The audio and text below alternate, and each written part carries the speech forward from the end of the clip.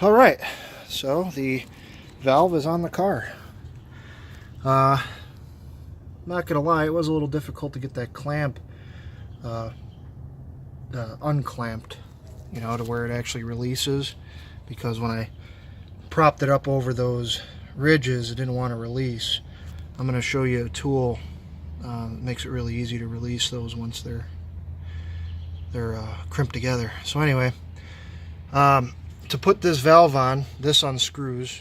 They call it the trumpet in the directions. That way you can get to that bolt. I found it easiest to put this onto the hose first, then pull the clamp up, leaving it loose still. I didn't unclamp the clamp yet.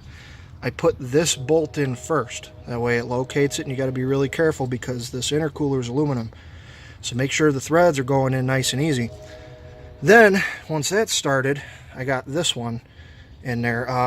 It was a little hard because this hose was just hanging around and trying to maneuver it, because you got pressure from the hose down there trying to do all kinds of crazy stuff. So once you get the two screws started, just work them in both slowly. Then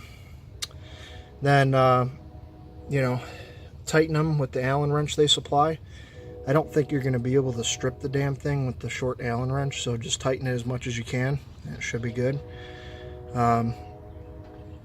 Yeah, and then once those two were together, I popped this hose on and used some pliers. I put it on this edge on the left and pulled them apart, kind of like snap ring pliers, and it just popped that clip right in place. So yeah, valves all installed. I think I may have to adjust it, I'm not sure. Looks like it might be fully open right now or something, but that'll be another video.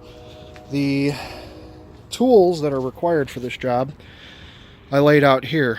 Well, these aren't tools, they're spare parts. There's a little pick, you can get this from Harbor Freight.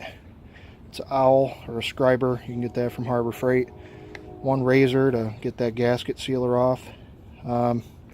Phillips screwdriver. When you remove that housing, you want to make sure that that end is seated in there perfectly, because you're going to want to push this in as hard as you can. So apply pressure in as hard as you can while you're kind of jolting your wrist like an impact to get those screws loose. Otherwise you might round those Phillips head screws out. So you got your Phillips screwdriver, the Allen wrench they supply. Put the screws in using this end first and twist it.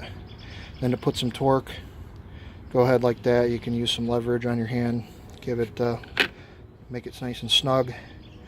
Then I got a ratchet, couple extensions, and I believe this is a 12 millimeter. So that's to get those bolts off. Flathead screwdriver. I was kind of just using this to kind of pry the clamp around a little bit, and it's kind of optional. These are to get the clamp crimped down so that it's latched, you can get the stock stuff off. These are the pliers I was talking about that I used to actually get the clip to spring back. So you just shove it in that left side and then pull it apart, and you see how they'll go apart, and it'll make that clip go back into place. So you can get all this stuff at Harbor Freight. You don't have to buy no big name stuff. But yeah, things on the car now, just to read the instructions and make sure it's operating properly. Job maybe takes 20 minutes if you're taking your time. So hope this helps, and I'll take another video once it's complete, dialed in, and I'll let you know what I had to do.